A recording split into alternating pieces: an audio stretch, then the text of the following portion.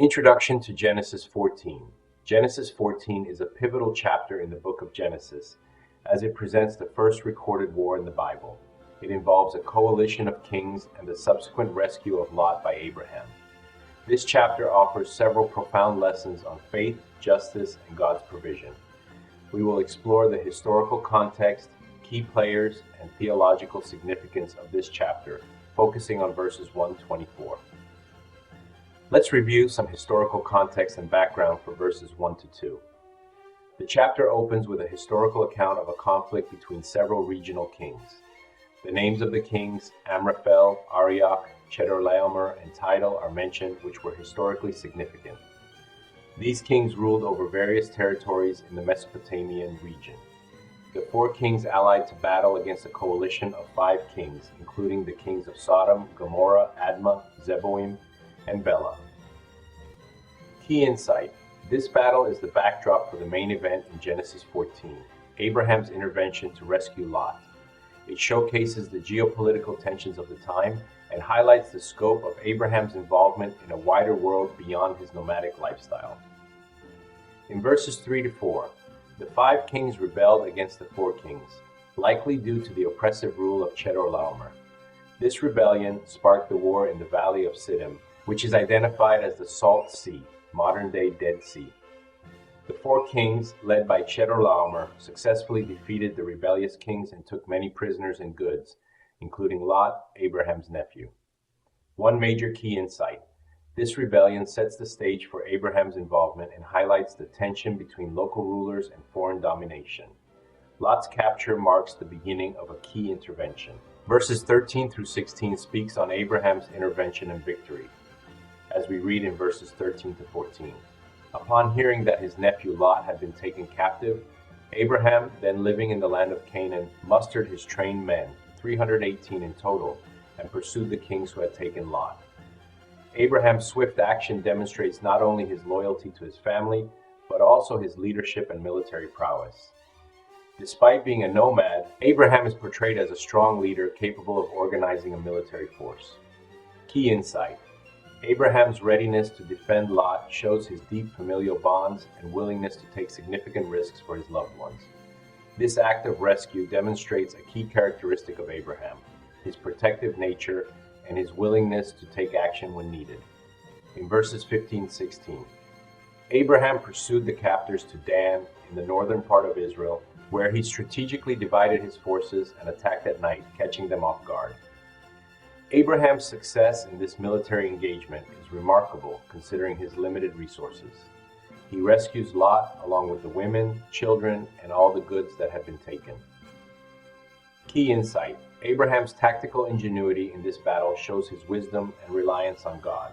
It also speaks to the favor and blessing God had placed upon Abraham, and allowing him to achieve victory against superior forces.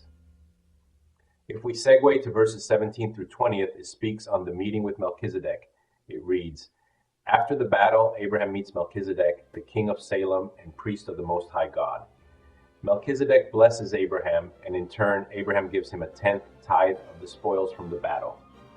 Melchizedek's title as king of Salem is often interpreted as a reference to Jerusalem.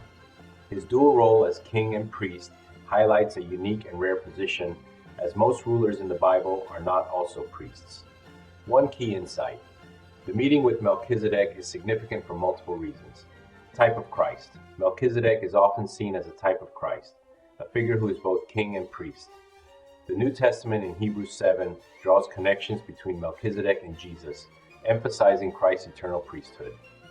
Next, it speaks on tithing. Abraham's giving of a tithe reflects an act of honor and gratitude, acknowledging that God is the ultimate provider of all blessings. Melchizedek blesses Abraham in the name of God Most High, who delivered Abraham's enemies into his hand. Abraham in turn acknowledges that his victory was through God's providence, and the tithe he offers is a sign of his gratitude for God's intervention. Another key insight. This interaction emphasizes the importance of recognizing God's hand in all victories and successes. It also introduces the concept of tithing, which becomes a significant practice in later biblical traditions. In verse 21, we see the king of Sodom's offer. The king of Sodom approaches Abraham after the battle, offers him all the goods that had been recovered, suggesting that Abraham take the wealth as a reward for his victory. This is an opportunity for Abraham to acquire great riches. In verses 22 to 23, Abraham refuses the offer, swearing an oath that he will not take anything from the king of Sodom, lest it be said that Sodom made Abraham rich.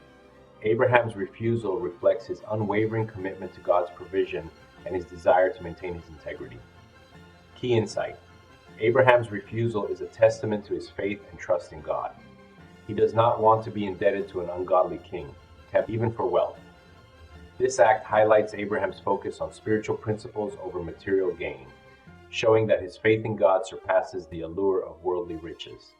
And in verse 24, Abraham allows his allies, Aner, Eshcol, and Mamre, to take their portion of the spoils.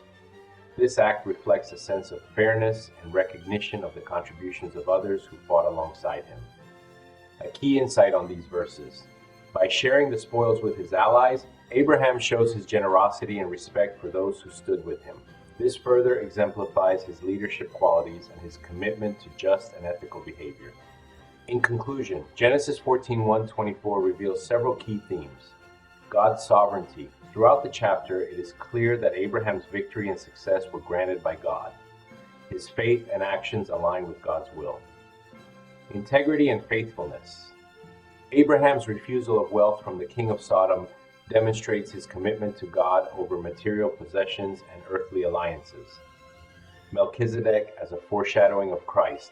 Melchizedek's role as both king and priest is a powerful symbol of Christ's eternal priesthood and kingship. Family loyalty and leadership. Abraham's actions also highlight the importance of loyalty to family and the responsibility of leadership.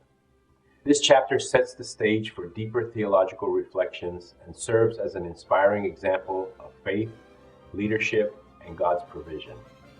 Through these verses, we see the importance of trusting God in all circumstances and acknowledging his sovereignty in both victories and trials.